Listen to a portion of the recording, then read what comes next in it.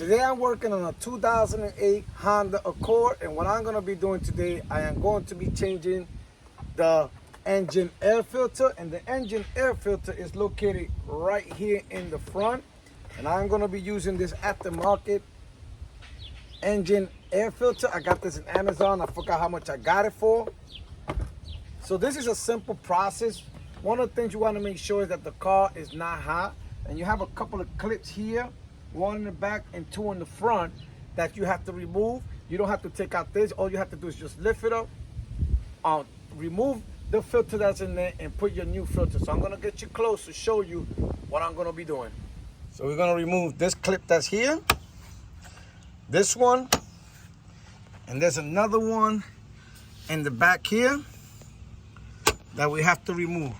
Now we gotta pull the box towards us because there's two clips holding it to the plastic. So we do is grab it. Now what I'm gonna do, I'm gonna set up the camera. I'll be right back.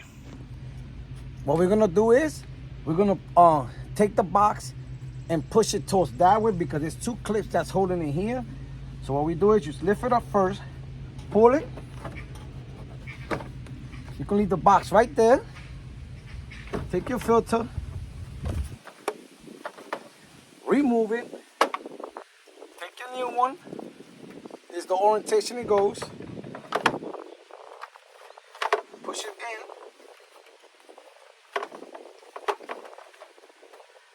Make sure it's nice and in. Take your box, push it that way. We can go in, put it in the clips that are in there.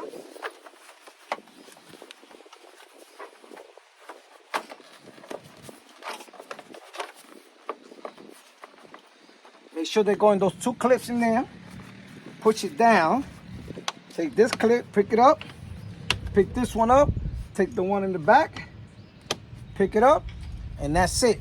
You have replaced your engine air filter on your 2008 Honda Accord. Later.